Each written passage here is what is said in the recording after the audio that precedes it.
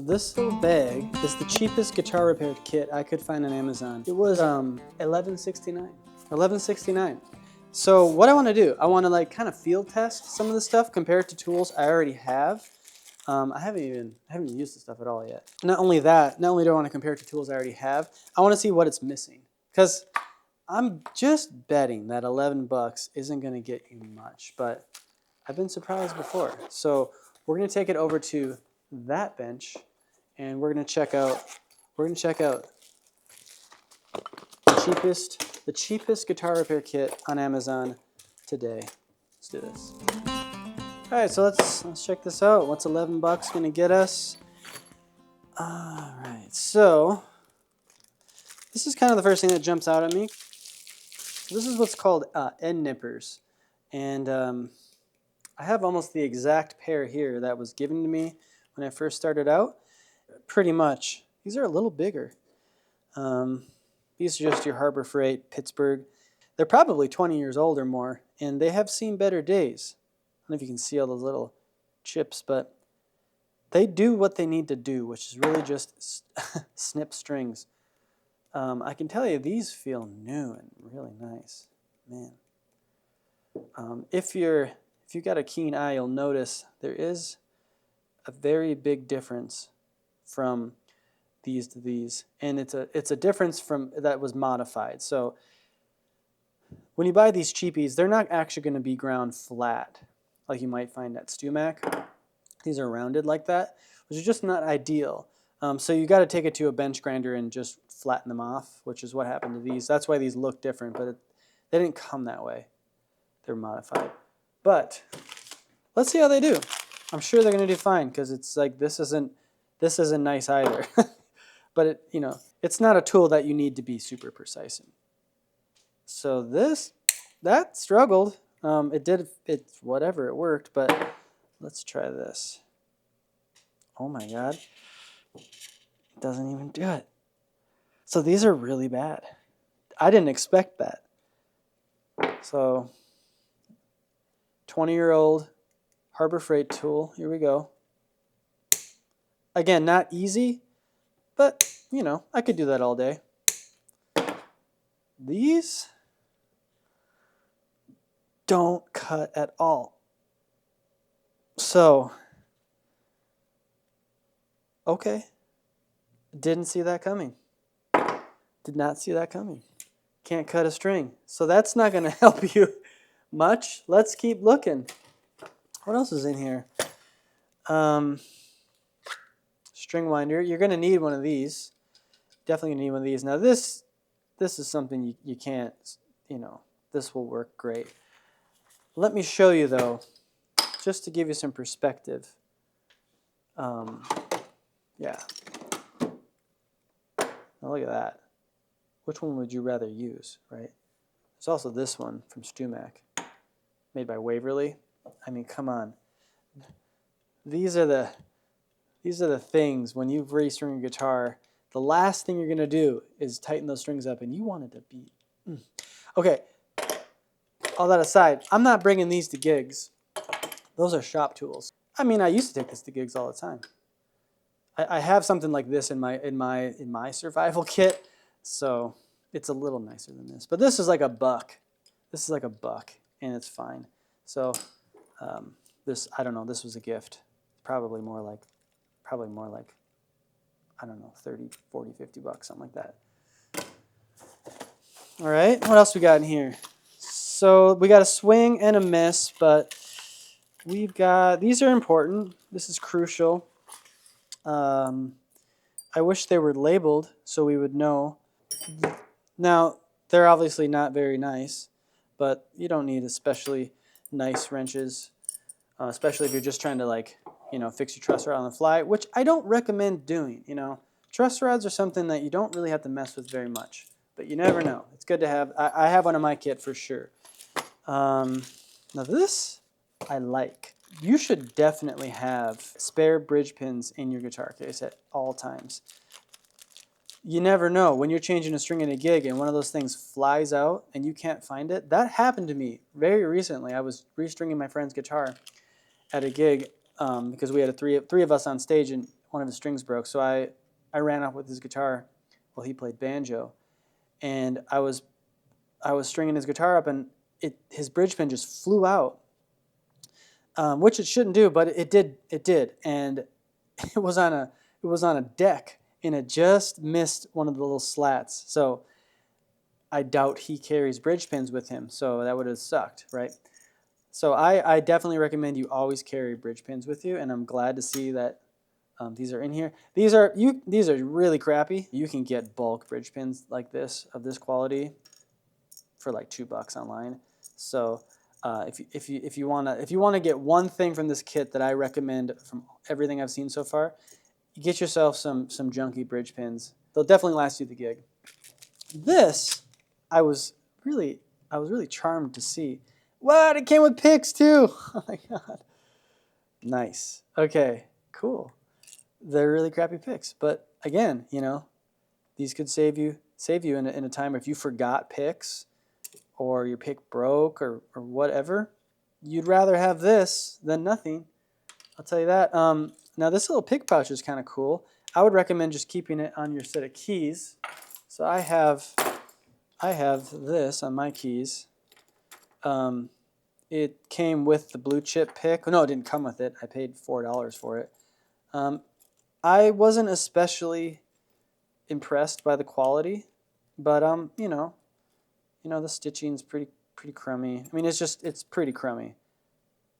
You know, I want a different one eventually, but you know, you buy a $35 pick, you gotta get a case for it. So yeah, I would recommend just keeping your picks on your keychain. This isn't even real leather. Maybe, I don't know. No, is it? I don't have an eye for that stuff, to be honest. I don't think this is real leather. No, it's definitely not. And the snap's pretty crappy. But keep it on your keys. Get something like this on your keys. And so, you know, you just always have your picks on you. Okay, what else we got in here? What is this? That's kind of nice. Okay, so you got a little screwdriver. And this, because some truss rod covers are screwed on with flat, and some have Phillips. So there you go. This is great. You've got this little quick release thing here. I'm keeping this. I'm putting this in my case. This is fantastic. I could do this all day. Oh, look at that. Woo, I like this. Okay, the kind of screwdrivers I have tend to be things like this. I really like these. These are the perfect. This is the perfect size for most truss rod covers. You can really do fine movements with this. Now we're getting into some of the goofy stuff. This I do not like. I'll show you. I just made a video about I'm getting rid of this kind of thing. This kind of thing, I don't like. I don't like tools that are like all-in-one things. Look at that. Don't do that to me. Don't do that to anybody. This is horrible. You're going to think your guitar is broken, or your brain is. So this is similar. This is like $30, right? It's precision flat. It's so overkill. The dumbest thing I ever bought. Anyway, this is gone. So is that. This, if anything, if I did anything with this thing, I would cut this in little strips and use it as a shim for your nut, which should be in this case, and I notice it's not. So to me, that's what this is for. Put some scissors in here, and you can make yourself a little shim. All right, last couple things here. I will say I like this case. It's like the perfect size for your to fit in your little headstock compartment. So these are decent little files. I mean, they're not luthier grade, you know, but they're diamond files. They're going to cut nice. These are nice for the little string ramps to round them over. This could cut the string ramp. Same with this, depends. That's actually pretty nice. I use tools like this all the time. I don't mind cheap files if it's for, depending on what it's for. And if you don't have a Dremel tool on hand, and for whatever reason, maybe your string is like skating on top of the saddle, and you gotta make more of a ramp at rate. right before a gig. I don't know. Things happen. Things happen. So those are fine. I don't know if I would recommend that, but you know, it's good to be prepared. This ruler, I like it because it's very legible, but it's got centimeters and millimeters. Some people measure in millimeters, but most people measure in 30 seconds or 64ths.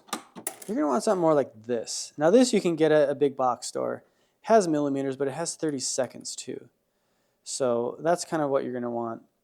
Are you going to need this at a show though? Heck no. You don't want to measure at a show. No way. No way. So no, I don't think this is a necessary piece in your kit. I wouldn't put this in there. But if you were anal about measuring your action before every gig, I'd get something more like that. So that is the kit. Now, if I were going to refill this kit up, sure, we'll put this in there. This, why not? You know, mine wouldn't have that in there, but it's fine. You know, this, put in your keychain. That's on your keys. So there you go. You definitely, I still recommend throwing some extra picks in here, right? Just kind of throw them in. Maybe you could, this little Ziploc baggie that was, I don't even know what had in there. Maybe I actually had the pick case in there. There you go. Boom. Pop that in there.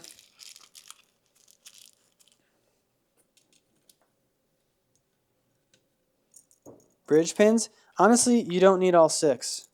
You don't need all 6. But look at this. This is perfect. Why not? So this is in place of those files. I don't think those files are necessary for the average guitar kind of like emergency kit. They're something that I have another kit that I bring with me that is actually like a repair kit. These would go in there, but you don't need these. You don't need those. Now this thing, I mentioned to bring it for like, you know, making some shim stock out of, but I don't really recommend that. You know, that's just what I would do if I had to. But bring a bunch of these. They'll help you with more than you'd know. I love zip ties, but this, if you cut off the ends here, this is usually the perfect amount. If your guitar is buzzing, you know, like you're on tour and you just like went through some drastic climate changes, this will pop your guitar action up just enough, and it'll get you through the gig. Usually enough to compensate for like drastic changes like that. We talked about the screwdriver is sweet, so yeah, I would definitely keep this. Put that right there. Is that where that went? That's good. Still close? Yeah. All right, so obviously these are garbage, right? We don't want to keep those. Hope I never see those again. You could go to Harbor Freight and get yourself a set of these, grind them flat. But actually what I would recommend really is a set of these. These are just cheap as well. They're not as cheap as these. They're just box store side nippers. This is actually a little nicer for getting those things nipped close to the post, your strings. Getting your strings nipped close to the post. So I would use these. I'd pack something like this. Something else I highly recommend bringing with you is a spare or 2 lithium battery. Keep these away from your kids though. Here, we'll just do that. We'll bring 2. But yeah, keep these away from your kids because yeah, these look a lot like pennies, but they do a lot more damage. So okay, that's something that I think every guitar case needs to have, because having your tuner die on stage, man, it happens to everybody and doesn't need to. So okay, and the last thing I'd recommend, maybe not this one. You might want a digital one for putting inside of a case like this, because this will probably break. But bring yourself some kind of hygrometer, something that can tell you the relative humidity in the room. As you can see, our room is getting a little bit below ideal. This part of our shop is just a little bit drier than the other parts, so it's getting to be the time where I need to start bringing out the old humidifier. So yeah, get yourself one of these. get a digital one. You can stick it right there. For now, I'm just going to use this one and hope it makes it. But yeah, this is a really great little first guitar rescue kit. So it should have everything your guitar needs just to make it through the gig. And I think this is a pretty good start. I'd be curious to know what you guys bring on your. Oh my God, this is not going to close. Is it? I guess that's the thing we have to find out. Oh, it just barely closes. Yeah, so if I get a digital one of those, we're going to be good. All right, but yeah, that's not bad. That's not bad. This isn't going to be my end-all, be-all rescue kit, but it's going to work for the time being. And would I actually buy that $11 one on Amazon? I wouldn't. I mean, how many things do we keep from that? The only thing we kept from that is the string winder, which you probably already have. And what else? Oh, those bridge pins and this delightful little screwdriver. So those are the only things we kept. This is nice. It's kind of nice to have like a purpose-built, little case. So is this case worth $11? I don't know. What's $11 mean to you? I looked on Amazon. I bought the last one. I don't think this is especially like a big company. So I hope this was insightful. I hope this was helpful. I hope you are at least thinking about, how to prepare in a way that maybe you hadn't thought about before. So, all right, guys, I will. I gotta get to work here, and we'll see you. We'll see you soon. Let me know. Let me know what you put in your rescue kit, and we'll see you at the next one.